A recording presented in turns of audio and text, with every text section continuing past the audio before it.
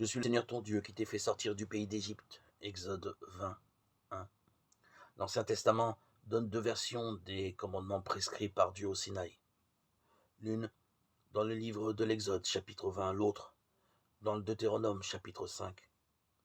La version de l'Exode est introduite par un préambule qui place les lois de Dieu sous le signe de la liberté. Je suis le Seigneur ton Dieu qui t'ai fait sortir d'Égypte, du pays d'Égypte, de la maison d'esclavage. Exode 21, 2.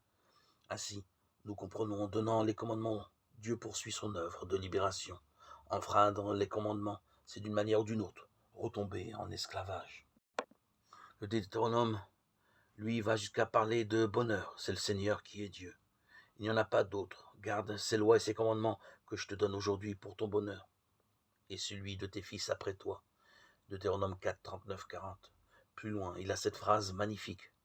Le Seigneur se plaira à ton bonheur. Deutéronome 39, 9. Nous n'aurions pas deviné tout seul peut-être ce lien entre la contrainte apparemment inhérente à tout commandement et les notions de liberté et de bonheur. Et pourtant, à y bien regarder, c'est exactement de cela qu'il s'agit. Esclaves, nous le sommes, d'autrui lorsque nous tombons dans l'idéolatrie ou dans l'idéologie de nous-mêmes, lorsque nous laissons parler nos appétits de pouvoir, de possession, de gloire. Revenir humblement à la pratique des commandements, c'est prendre le seul chemin de la liberté et du bonheur. C'est ce que nous propose